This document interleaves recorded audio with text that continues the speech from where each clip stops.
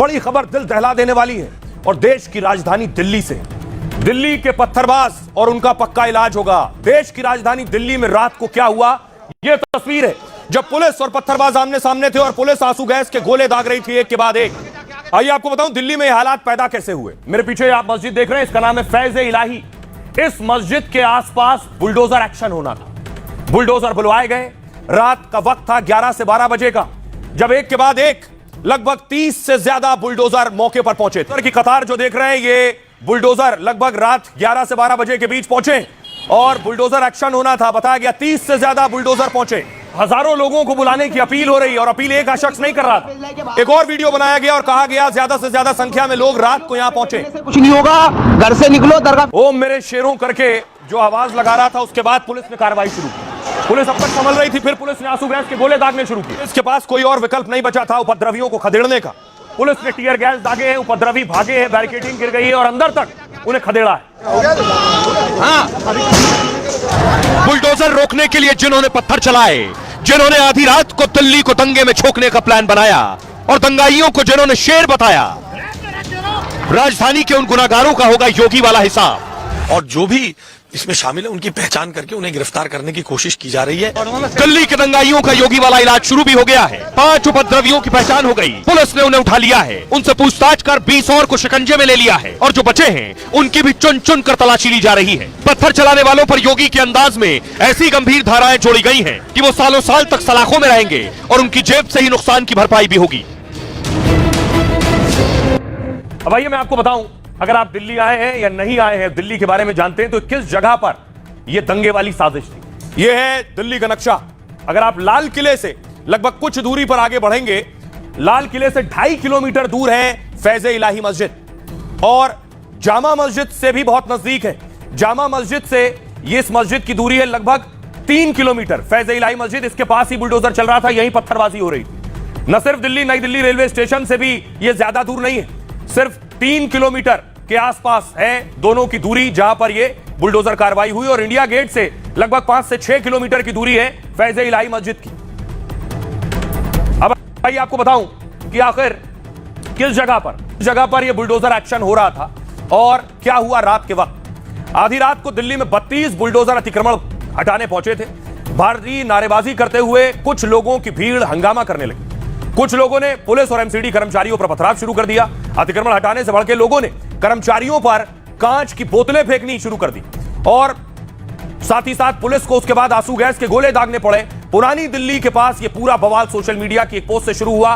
खालिद मलिक नाम के शख्स ने दावा किया कि मस्जिद गिराई जा रही है। उसने लोगों से बड़ी संख्या में अपने घरों से बाहर निकलने की अपील भी की। नारे लगाते हुए वीडियो डाला, घर पर बैठने से कुछ नहीं होगा, घर से बाहर आओ, मेरे शेरों मस्जिद पर पहुंचो और पूरी रात काली कर दो। इसी के बाद भारी भीड़ जमा हो गई और प्रशासन की कार्रवाई का विरोध करने लगी। पुलिस और प्रशासन ने कोर्ट के आदेश का हवाला देकर भीड़ को हटने को कहा, लेकिन भीड़ पीछे हटने को तैयार नहीं थी। ईंट पत्थरों के साथ उन्होंने हमला शुरू कर दिया। खबर है कि भीड़ में बड़ी संख्या में मास्क लगाए प्रदर्शनकारी भी शामिल थे और वही सबसे ज्यादा पथराव और कांच की बोतलों से हमला कर रहे थे। अतिक्रमण हटाने के नाम पर उपद्रव में घंटों तक तोड़फोड़ और हंगामा किया। भीड़ के पथराव और उत्पात में कई पुलिसकर्मी बुरी तरह से जख्मी हो गए हैं। आइए अब आपको लिए चलता हूं। मैं खुद पहुंचा दिल्ली की उस तुर्कमान गेट इलाके में फैज़-ए-इलाही मस्जिद पर और जहां पत्थर चल रहे थे। जो तस्वीरें मैंने आपको दिखाई, जहां पत्थरबाजी हो रही थी, वहां कितने बड़े बड़े पत्थर फेंके जा रहे थे, कैसे इस पूरी साजिश को अंजाम दिया गया, जरा रिपोर्ट देखिए। अब मैं आपको बताऊं पत्थरबाजी कहां से शुरू हुई। यह तुर्कमान गेट है जिसका आप बार बार नाम सुन रहे हैं।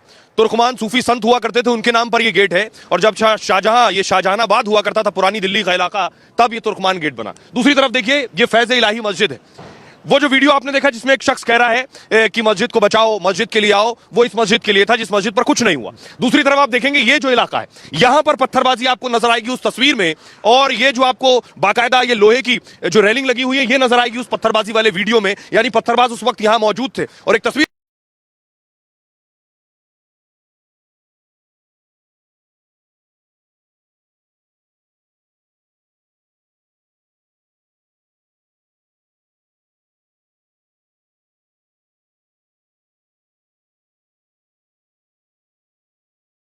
जो सीसीटीवी लगे, खासतौर से पुलिस की जो बॉडी कैम लगे थे, उन बॉडी कैम के जरिए भी लोगों की पहचान की जा रही है। देखिए यहां वाहन खड़े हुए थे, स्कूटी खड़ी थी, जो उपद्रवी थे उन्होंने स्कूटी गिरा दी। उसके बाद जब ये भागे हैं, पुलिस का अमला आया है तो ये भागे हैं, तब इस गली की तरफ भागे।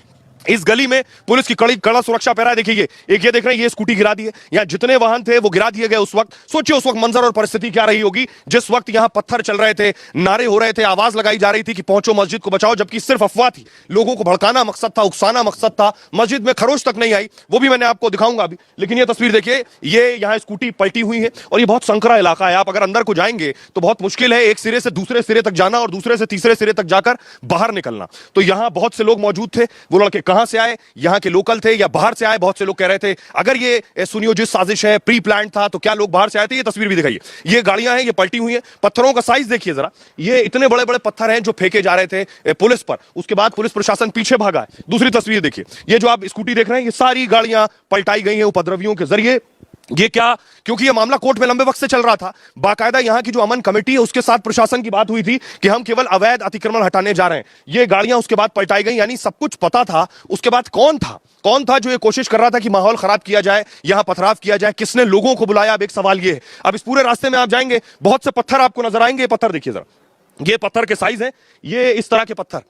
ये पत्थर कौन चला रहा था? अब सवाल ये है। अब मैं आपको आगे लिए चलता हूं। ये गलियां बहुत संकरी हैं और एक गली दूसरे से कनेक्टेड है, एक गली दूसरे से जुड़ी हुई गली है। आप इस जगह पर आएंगे, पुलिस ने देखिए यहां पर बैरिकेडिंग लगाई है और गेट बंद कर रखा है। यहां लोग रहते हैं, बाकायदा सर्चेज हो रहे हैं। जो पुलिस के बॉडी में कैमरा लगे थे उनमें भी पत्थरबाजों की तस्वीरें रिकॉर्ड हुई हैं, जिसकी तफ्तीश की जा रही है। जो सीसीटीवी लगे हैं उनके जरिए पहचान की जा रही है। 100 लोग हैं जिनकी तलाश हो रही है, जो 100 संदिग्ध हैं। ये देखिए एक बैरिकेडिंग यहां लगाई गई है और यहां भी पुलिस फोर्स तैनात है और लोगों को यहां भीड़ लगाने से मनाही की गई है। 5 से ज्यादा लोगों को इकट्ठा करने से मनाही की गई है। लोग अंदर मौजूद हैं। पुलिस बार बार लोगों से कह रही है कि वो अपने घरों में जाएं, क्योंकि माहौल, पुलिस की कोशिश है कि शांतिपूर्ण माहौल हो। जो कुछ बीती रात हुआ उसके बाद जिंदगी पटरी पर लौटे। लेकिन आज यहां देखिए सारी दुकानें बंद हैं, सब कुछ बंद है। हम अंदर चलेंगे, लोगों से बात